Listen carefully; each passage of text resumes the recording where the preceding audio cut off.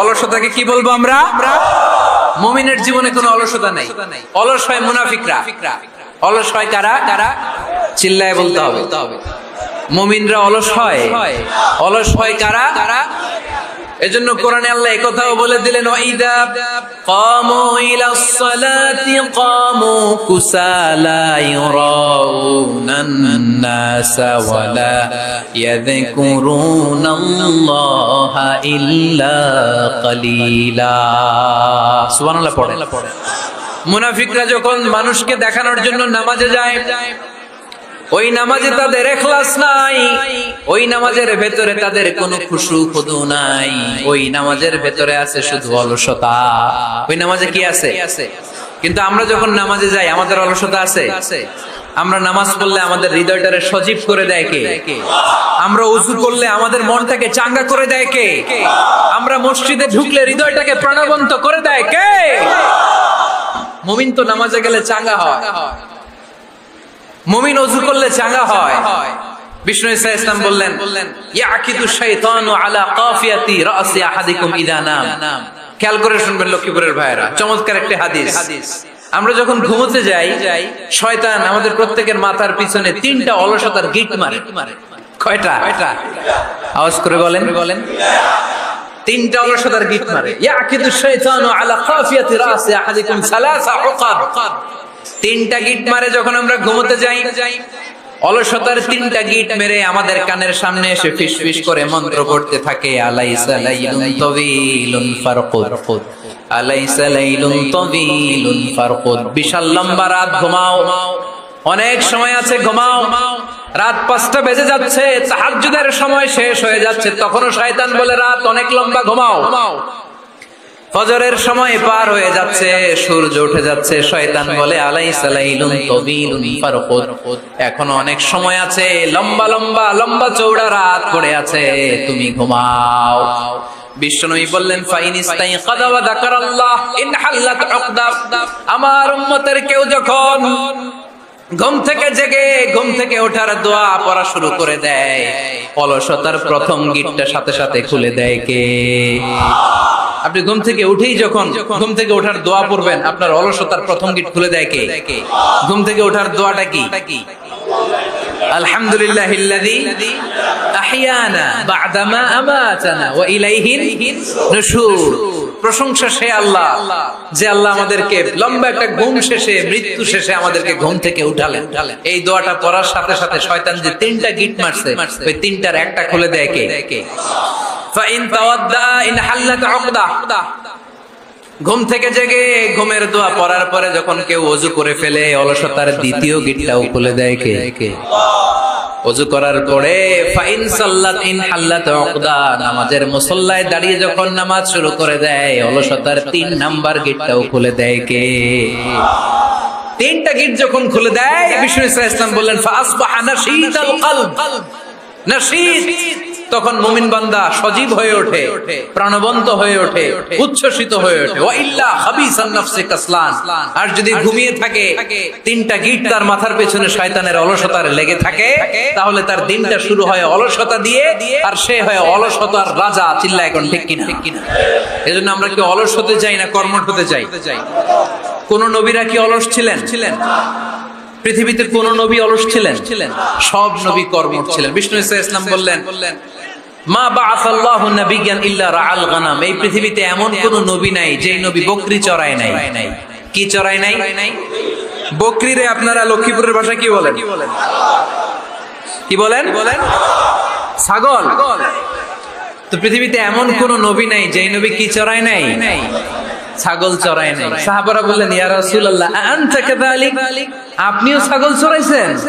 বিষ্ণু ইসলাম বললেন, না, আমিও ছাগল চড়িয়েছি। ওয়া ইন্নী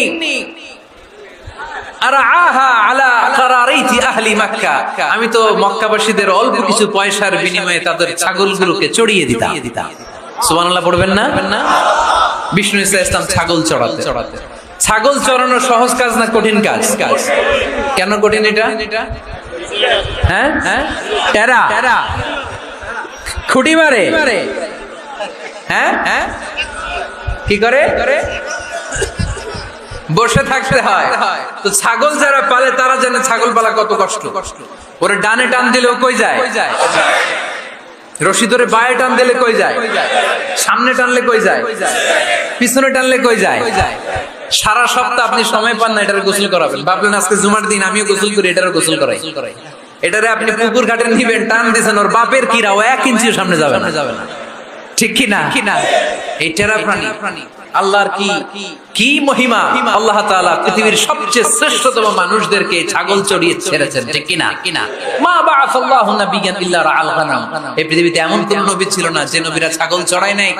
আল্লাহ বুঝাতে চাইলেন ছাগল চড়ানো অনেক কষ্টের কাজ, অনেক ধৈর্যের প্রয়োজন। এখন নবীরা তোমরা ছাগল চড়াও, কিছুদিন পর ছাগলের চেয়েও টেরা জাতি মানুষ চড়াইতে হবে। মানুষের মধ্যে টেরা আছে না নাই? ভালো বললে ভালোটা বুঝে না, ডানে যেতে গেলে বায়ে যায়, বায়ে যেতে বললে ডাইনে যায়, এরকম আছে না নাই? সম্মানিত ভাইয়েরা, সমস্ত আম্বিয়া আলাইহিmus সালাম ওনারা কর্মঠ ছিলেন। সাইয়েদনা আদম আলাইহিস সালাম নিজ হাতে চারা গাছ রোপণ করে চাষাবাদের কাজ করেছেন, সুবহানাল্লাহ পড়েন। সাইয়েদনা ইব্রাহিম আলাইহিস সালাম চাষাবাদের কাজ করেছেন। সাইয়েদনা দাউদ আলাইহিস সালাম নিজ হাতে যুদ্ধের জন্য যে পোশাক পরতে হয়, যেটা পরলে গায়ের মধ্যে ছুরি মারলেও ঢুকে না, ওই শিরস্ত্রাণ বানিয়েছেন, নিজ হাতে তলোয়ার বানিয়েছেন, সুবহানাল্লাহ পড়েন। সাইয়েদনা মুসা আলাইহিস সালাম ছাগল চড়িয়েছেন। সাইয়েদনা মুসা আলাইহিস সালামের মেজাজ নরম না গরম? নবীদের মধ্যে সবচেয়ে বেশি মেজাজওয়ালা নবী ছিলেন মুসা আলাইহিস সালাম। উনিও 8 থেকে 10 বছর সাইয়েদনা শুআয়ব আলাইহিস সালামের এরিয়াতে ছাগল চড়িয়েছেন। চিল্লায়ে বলেন সুবহানাল্লাহ। এজন্য নবীরা যেহেতু কাজ করেছেন, কর্মঠ ছিলেন, আমরাও কর্মঠ হব, ঠিক কি না? সাহাবারাও কর্মঠ ছিলেন, বিশ্বনবীর সাহাবারাও ব্যবসা করতেন। সাইয়েদনা আবু বকরের বিশাল ব্যবসা প্রতিষ্ঠান ছিল, সুবহানাল্লাহ পড়েন। আপনারা হজ উমরা করেছেন কে কে? দেখি করছেন? মাশাআল্লাহ। যারা করে নাই আল্লাহ তাদেরকে আল্লাহর ঘর জিয়ারতের তুমি নসিব করো। বিশ্বনবীর মাকবারার সামনে দাঁড়িয়ে আমরা যেন সালাম পেশ করতে পারি, তুমি নসিব করো। বাইতুল্লাহ শরীফে এবং মসজিদ নববীতে আমরা যেন সালাত আদায় করতে পারি, আল্লাহ তুমি নসিব করো। সাইয়েদনা আবু বকর রাদিয়াল্লাহু তাআলা আনহুর ব্যবসা প্রতিষ্ঠান ছিল মক্কার কাবা ঘরের পাশেই। উনার ব্যবসা প্রতিষ্ঠানগুলো যেখানে ছিল ঠিক ওইখানে সৌদি সরকার এখন শপিং মল বানিয়ে দিয়েছে, মাতজার আবু বকর। মক্কা শহরের যেখানে বহিরাগতরা এসে ওখানে ছাগল, ওখানে ঘোড়া, উট এগুলো রাখতো, আস্তাবল রাখতো। ঘোড়া আর উট যেখানে রাখা হতো ঠিক ওই জায়গায় সৌদি সরকার ওটার পার্কিং লট বানায় দিয়েছে। মানে যেখানে আগে সাহাবাদের ব্যবসার জায়গা, ওইখানে বর্তমানে শপিং মল। যেখানে আগের সময়কাল সাহাবারা উট আর ঘোড়া রেখে বাঁধতো, ওইখানে এখন গাড়ি ঘোড়া রাখার ব্যবস্থা করা হয়েছে। সাইয়েদনা আবু বকর অনেক বড় ব্যবসায়ী ছিলেন। ওনার নিজ টাকা দিয়ে হাবাসা থেকে আসা সাইয়েদনা বেলালকে তিনি 20,000 স্বর্ণ মুদ্রা দিয়ে উমাইয়া ইবনে খালাফের কবল থেকে তিনি মুক্ত করেছেন। সাইয়েদনা উসমান যুন্নুরাইন বড় ব্যবসায়ী ছিলেন। নিজের টাকা দিয়ে মদিনার মুসলমানেরা পানি খেতে পারে না, বীরে রুমা নামে একটা কুয়া ছিল, এই কুয়ার মালিক ছিল ইহুদি। মুসলমানেরা পানি খেতে গেলে এসে বকা দিত, পানি খেতে দিত না। বিশ্বনবী বললেন আমার সাহাবীদের মধ্যে এমন কি কেউ নাই নিজের অর্থায়নে বীরে রুমা কিনে মুসলমানদেরকে দিয়ে দিবে? সাইয়েদনা উসমান যুন্নুরাইন বলল ইয়া রাসূলুল্লাহ, আপনার খেদমতে আমি হাজির। মুহূর্তের মধ্যে সাইয়েদনা উসমান যুন্নুরাইন নিজের অর্থায়নে বীরে রুমাটা কিনে মুসলমানদের জন্য সদকা করে দিয়েছে। তো ব্যবসা না করলে, কর্মঠ না হলে, উপার্জন না হলে সদকা করা যাবে? চিল্লায় বলেন করা যাবে? সুনানে তিরমিজির বর্ণনা, বিষ্ণু ঈসা ইসলাম মক্কা থেকে যত সাহাবারা হিজরত করে মদিনায় এসেছে, মদিনাতে কোন না কোন সাহাবার সাথে বিশ্বনবী ভ্রাতৃত্বের বন্ধনে আবদ্ধ করে দিয়েছে। সুবহানাল্লাহ পড়েন। এজন্য মক্কা থেকে যারা এসেছে এদেরকে বলে মুহাজির। এদেরকে কি বলে? আর মদিনায় যারা ছিল এদেরকে বলে আনসার। এদেরকে কি বলে? আওয়াজ করে উত্তর দিবেন। মক্কা থেকে যারা এসেছে তাদের নাম, আর যারা মদিনার সাহাবী তাদের নাম আনসার। আজকে এই মাহফিলে লক্ষ্মীপুর এর বাইরে থেকে কারা কারা আসছেন দেখি?